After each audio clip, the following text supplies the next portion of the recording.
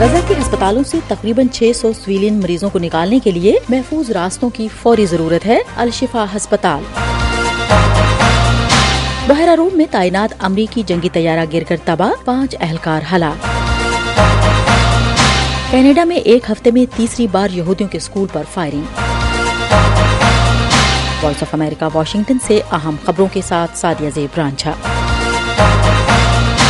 غزہ میں قائم فلسطینی وزارت صحت میں ایمرجنسی ڈپارٹمنٹ کے ڈائریکٹر ڈاکٹر محمد قندیل نے کہا کہ شفا ہسپتال کے لیے طبی آلات، ایندھن اور تقریباً 600 سویلین مریضوں کو نکالنے کے لیے محفوظ راستوں کی فوری ضرورت ہے۔ یہ ہسپتال کئی روز سے حملوں کی زد میں ہے۔ عالمی ادارہ صحت کے سربراہ نے اتوار کے روز کہا کہ غزہ کے سب سے بڑے ہسپتال نے کام کرنا بند کر دیا ہے اور مریضوں کی ہلاکتوں میں اضافہ ہو رہا ہے۔ غزہ میں حماس کے زیر کنٹرول وزارت صحت کے مطابق جنگ شروع ہونے کے بعد 11,000 سے زیادہ فلسطینی ہلاک ہو چکے ہیں، جن میں 2/3 خواتین اور نابالغ شامل ہیں، جبکہ تقریباً 2700 افراد کے لاپتہ ہونے کی اطلاع ہے۔ اسرائیل میں 7 اکتوبر کو حماس کے حملے میں کم از کم 1200 افراد ہلاک ہوئے تھے۔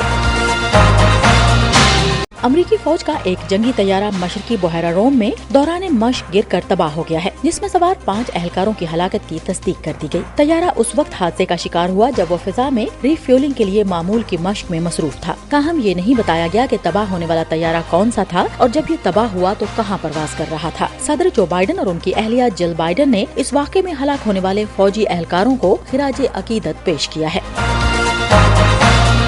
وائٹ ہاؤس کے قومی سلامتی کے مشیر جیک سولیوان نے ABC کے پروگرام دس ویک میں کہا کہ امریکہ غزہ کی پٹی کے ہسپتالوں کے اندر مسلح لڑائی سے گریز کرنا چاہتا ہے اور اس نے اسرائیلی فوج تک اپنا نقطہ نظر پہنچا دیا ہے۔ We do not want to see a firefight in a hospital where innocent people, helpless people. Jake Sullivan نے کہا کہ ہم ایسے ہسپتالوں میں لڑائی نہیں دیکھنا چاہتے جہاں بے گناہ، بے بس اور طبی امداد کے خواہاں لوگ کراس فائر میں پھنس جائیں۔ انہوں نے یہ بھی کہا کہ امریکہ اپنے شہریوں کو غزہ سے نکالنے کا سلسلہ جاری رکھے ہوئے ہے۔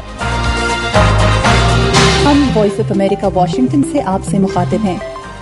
امریکی وزیر دفاع لارڈ آسٹن نے پیر کو سول میں جنوبی کوریا کے اپنے ہم منصب کے ساتھ ایک نیوز کانفرنس کے دوران مشرقی شام میں 2 مقامات پر امریکی فوج کی جانب سے ایرانی حمایت یافتہ گروپ کی تنصیبات پر کیے جانے والے 2 فضائی حملوں کے بارے میں بات کی۔ Last night, our U.S. forces conducted precision strikes in eastern Syria. Pentagon اور امریکی حکام کے مطابق امریکی فوج نے تربیتی مقام اور ہتھیاروں کی تنصیب کو نشانہ بنایا۔ 2 ہفتوں سے زیادہ عرصے میں یہ تیسری مرتبہ ہے کہ امریکہ نے عراق اور شام میں امریکی فوجوں کے ٹھکانوں پر حملوں کی بڑھتی ہوئی تعداد کے نتیجے میں عسکریت پسندوں کے خلاف جوابی کارروائی کی ہے۔ امریکی وزیر دفاع لارڈ آسٹن نے ایک بیان میں کہا کہ حملوں میں ابو کاما اور میادین کے قریب مقامات کو نشانہ بنایا گیا تھا، جو ایران کے پاسداران انقلاب کے ساتھ ساتھ ایران کی حمایت یافتہ ملیشیاؤں کے زیر استعمال تھے۔ کینیڈا میں اسرائیل حماس جنگ پر کشیدگی کے پس منظر میں ہفتے میں تیسری بار یہودی کمیونٹی کے ایک اسکول پر گولیاں برسائی گئیں۔ پولیس کا کہنا ہے کہ صبح 5 بجے کے قریب گولیوں کی آوازیں سنی گئیں، جس وقت اسکول ابھی خالی تھا۔ یہ واقعہ مونٹریال کے ایک اور یہودی اسکول پر فائرنگ کے صرف 2 روز بعد پیش آیا، تاہم دونوں واقعات میں کسی نقصان کی اطلاع نہیں ہے۔ اسکول کے ترجمان نے ایک پریس کانفرنس کے دوران کہا کہ لوگوں کا ایک سے زیادہ بار ایک ہی ہدف پر حملہ کرنا صورتحال کی سنگینی کو ظاہر کرتا ہے، تاہم کلاسز معمول کے مطابق جاری رہیں گی۔ کینیڈا کے وزیر اعظم جسٹن ٹروڈو نے ان واقعات کی مذمت کی ہے۔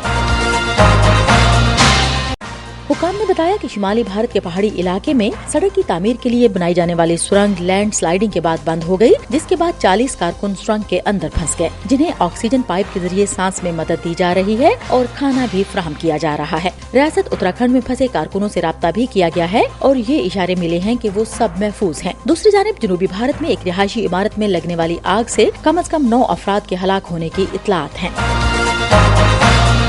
اس کے ساتھ ہی اہم خبروں کا یہ بلیٹن اب ختم ہوتا ہے۔ سعدیہ زیب رانجھا اور ایڈیٹر بہجت جیلانی کو اجازت دیجیے۔